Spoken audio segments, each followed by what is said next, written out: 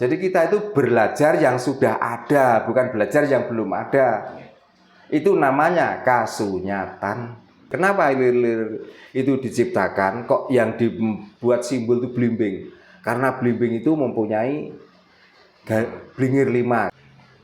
Berarti ini ada rahasia. Ini kalau nggak agama nggak mungkin. Ya mungkin agama itu malah belajar dari kita ini.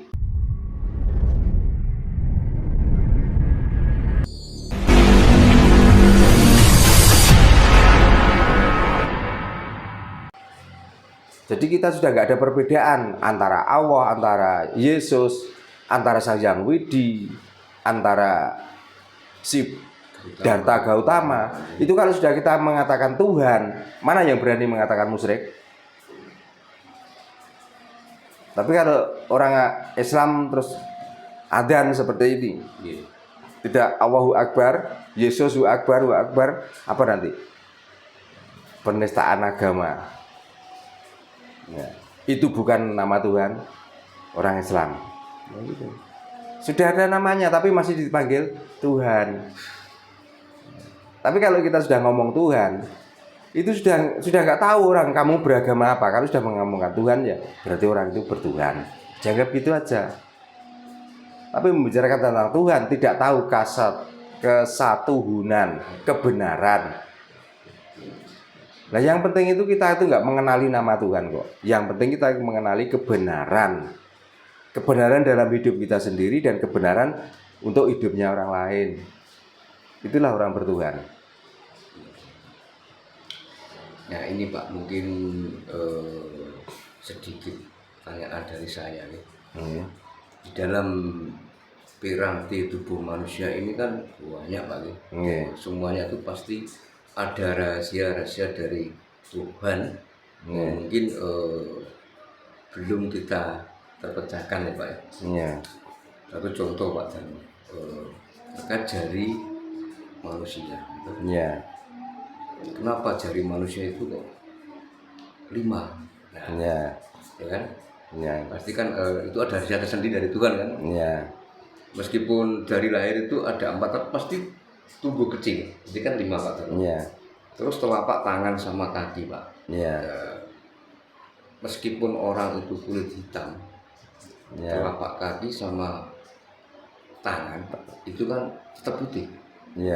Kan nggak bisa hitam. Nah itu ada rahasia apa Pak? Bisa dijelaskan Pak? Nah kalau tanya tentang rahasia tentang itu, kita nggak usah memakai metode agama atau kapitayan. Kita pakai logika waras saja. Pencipta elektro itu seandainya sampai sekarang itu sudah mulai dikurangi, sudah diperkecil. Akhirnya nanti hanya satu IC, tidak butuh komponen lain, itu sudah bisa membunyikan getaran, akan mengeluarkan suara. Jadi agama itu tidak sedetail orang yang memegang elektro itu loh.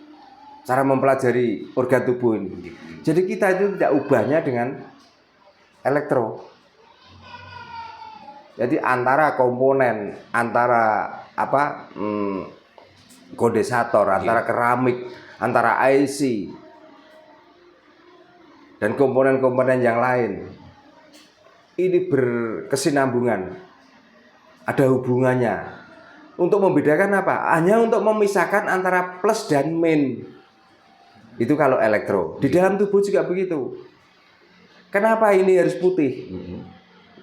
Antara kaki dan antara tangan. Bukankah makanya kok tidak ada yang tanya kenapa bendera Indonesia kok harus merah dan putih?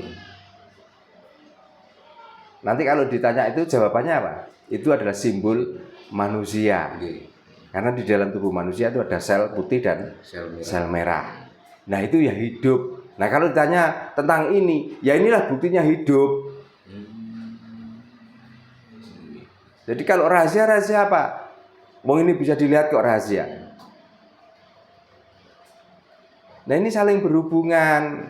Makanya dengan membaca sifat 20 itulah nanti kita itu tahu. Nah makanya kalau tanya mau dari awal momennya itu membuka tabir yang ada di dalam tubuh. Jadi kita bisa runut. Nah kalau sepotong-potong jawabannya angel mas, itu termasuk garis ini. Ini juga sebenarnya apakah ini rahasia? Bukan. Cuman kebanyakan orang yang punya garis begini, ini sudah bisa dibaca. Kebanyakan orang yang punya garis begini, ini lakunya begini. Cuman itu. Jadi kita itu belajar yang sudah ada, bukan belajar yang belum ada. Itu namanya kasunyatan. Makanya kita bertuhanlah yang kasunyatan, jangan bertuhan pada yang goib. Ya. Kenapa kok 5?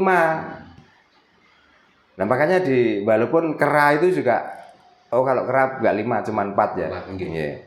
Ini sebagai ciri bahwa ini manusia, ini hewan, ini kera, ini apa.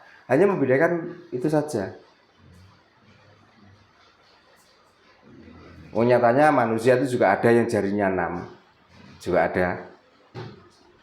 Ada yang 7 juga ada yang 4 juga ada. Nah, sesuai dengan lagu yang diciptakan Jeng Sunan Kalijogo waktu itu ilir-ilir. Kenapa ilir-ilir itu diciptakan? Kok yang dibuat simbol itu blimbing? Karena blimbing itu mempunyai blingir 5 katanya. Padahal blimbing itu yang 9 juga ada, yang 3 juga ada, yang 4 juga ada. Tapi kebanyakan rata-rata blimbing itu mempunyai 5. garis 5. Kan itu. Berarti ini ada rahasia. Ini kalau nggak agama nggak mungkin. Ya mungkin agama itu malah belajar dari kita ini. Mungkin. Jadi orang Jawa ya? Ya bukan orang Jawa, kan setiap manusia itu jarinya 5. Dan namanya agama, ageman. Di mana yang katanya ageman itu pegangan. Kalau pegangan itu berarti tangan. Kalau tangan berarti jari, itulah yang memegang. Maka dengan jari 5 inilah agama, inilah ageman. Berarti kan kita belajar yang sudah ada. Tapi karena kita itu nggak paham semuanya tentang yang sudah ada, kita akhirnya lari yang belum ada. Makanya yang belum ada itu kita bayangkan tentang kenikmatannya, tentang nanti di sananya. Oh kita pelajari yang sudah ada ini aja loh, wis mecahno tek, mecahno baduk kok. Kenapa mempelajari yang belum ada dan belum pernah kita ke sana? Belajar yang sudah ada ini wis bingung tek kok. Kadang kan ada juga Pak yang memahami terkait jari 5 itu kan. Kayak belimbing itu kan 5. Ya. Katanya sesuai dengan tuntutan orang Islam, sholat 5 waktu kan seperti itu. Makanya ini dinamakan filsafat, Mas. Filsafat itu kebanyakan orang yang memegang seperti ini kuat. Ini karena jarinya utuh 5. Tapi kalau 4, Mas, bisa, Mas. Tapi ini kurang kuat loh. Inilah buktinya. Apalagi kalau 3 begini. Ceblok, ya. Kalau ini ringan nggak apa-apa, tapi kalau ini berat. Ceblok. Tapi seberat apapun, dikala itu beneran mencengkeram dengan jari 5, kita akan menjadi kuat. Itulah ageman, itulah agama, itulah pegangan. Gitu. Jadi simbolis kita kuat itu jari kita 5. Setiap satu tangan. Berarti penting dong agama Pak, katanya ini agama gitu. Nah ya kalau agama itu paham tentang fungsi dari agama. Tapi kalau agama itu merek, ini loh yang bahaya. Nganggur Pak ya. Ya. Jadi kita itu kelihatannya beragama, tapi kita tidak paham agama. Seolah-olah kita itu bertuhan, tapi kita tidak pernah menemukan Tuhan. Gitu. Cuman yang kita jalan itu selalu pencarian. Mencari dan harusnya manusia harus gimana Pak? Gimana? Harusnya manusia itu harus gimana? Ya namanya manusia itu ya hidup ini harusnya. Nama apa? Tanpa beragama gitu. Nah untuk apa beragama? Bertuhan juga perlu. Manusia itu tanpa diajari. Bagaimana? Bertuhan perlu nggak manusia? Bertuhan. Nah, setiap manusia, jangankan manusia, wong hewan aja bertuhan kok.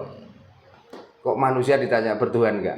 Bertuhan belum tentu beragama gitu. Bertuhan belum tentu beragama, tapi orang yang beragama ada yang bertuhan, tapi kebanyakan tidak bertuhan sama sekali. Malah justru ada yang bertuhan itu orang-orang yang tidak beragama. Malah agama dalam arti merek loh ya, dalam arti label. Tapi kalau agama yang sesungguhnya, tujuan manusia hidup itu apa? Maka ada yang mengatakan manusia hidup itu harus begini, harus begitu dan lain sebagainya. Tidak usah begitu. Tujuannya hidup itu kalau lapar ya makan, kalau dahaga ya minum, kalau ngantuk tidur, ya. Kalau sarutomonya sudah berdiri, kelon, itulah pentingnya manusia. Cuman itu, mau apa lagi? Lah kalau punya lebih, kerjalah yang keras, hasilnya kita tabung, apa yang kita inginkan supaya dapat. Berarti intinya tidak salah Pak ya, ada orang yang menjadi ateis, mungkin beliau ini kurang sreg dengan ateis itu kan bahasa dogma itu Mas. Betul, sebenarnya. okay. Karena sebenarnya orang itu ateis itu tidak bertuhan. Lah saya tadi sudah ngomong, Tuhan, orang itu bertuhan dan tidak bertuhan itu dirasanya, bukan di penampilannya. Makanya sebenarnya tidak ada orang yang tidak bertuhan. Gitu loh. Orang gila pun itu bertuhan loh. Selalu menyembah loh. Buktinya apa? Di saat hujan, saraf dia itu sudah konslet gak karu-karuan. Dia masih mencari teduhan. Di saat dia lapar, dia mencari makanan. Di saat jalan di jalan raya, ada mobil, dia tuh minggir, itu bukti bertuhan loh. Jangan dianggap, wah, wong iku enak cah, wis tanpa hisab dan lain sebagainya. Hanya tanya kalau lapar kok masih makan? Kok enak aja tanpa hisab? Hisab itu kan perhitungan. Iya. Lah kok adanya, kok nyatanya kok walaupun segila apapun, sudah separah apapun, orang itu kok masih punya perhitungan? Hewan yang tidak punya akal, hanya punya nafsu, dia juga memperhitungkan kok. Contohnya ya, di saat diliarkan, di situ ada tanaman jagung. Cara memakannya pohon jagung tanaman dengan makan rumput yang liar, bagaimana? Coba, kalau makan rumput liar ada orang lewat, biasa dia gak kaget.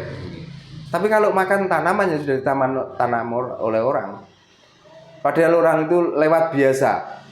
Padahal yang lihat dia makan tanaman jagung itu membiarkan. Tapi kenapa dia kok kaget? Nah iya, kok berancang-ancang bagaimana caranya dia berlari? Nah itulah. Apakah hewan itu tidak bertuhan? Semuanya bertuhan kok. Ini ada salah satu artis Pak, terkenal. Beliau itu tidak pernah menyuruh anaknya untuk beragama. Iya. Alasannya karena itu urusan pribadi dia sama Tuhan. Jadi mau apapun dia terserah. Iya. Ya, seperti itu. Ya mungkin sesuai dengan apa yang disampaikan Pak Darno kan, bahwa Tuhan itu urusan pribadi. Nah memangnya sebenarnya orang tua itu nggak harus bingung kok. Anaknya itu mau beragama apa itu nggak harus bingung kok. Kita mau beragama apa saja, yang penting rasa kita itu tunggal. Kita tuh bisa menyatukan persepsi. Butuhnya itu cuma menyatukan persepsi, menyatukan pandangan. Cuman itu aja. Tidak dengan sebutan, dengan tidak ucapan, tidak bahasa yang kita perebutkan mestinya. Tuhan itu mau dinamai apa saja, itu sah-sah saja dan Tuhan tidak pernah protes. Tapi kalau kita itu nggak menyebut Tuhan dengan sebutan yang sama, kita tuh yang mulai usrak. Cara menyembah ya gitu. Saya menyembah dengan cara ini kok, saudara saya menyembah dengan cara itu. Kita kadang-kadang sudah merasa wah tidak sejalan dan sebagainya. Kita itu mau agama ini, mau agama itu. Selagi masih beragama, itu adalah perjalanan untuk mencari Tuhan. Masih baik-baiknya orang yang masih mau mencari kebenaran tentang Tuhan daripada tidak sama sekali. Gitu loh. Oke, matur sembah nuwun Pak Darno nggih. Rahayu. Oh, nggih rahayu.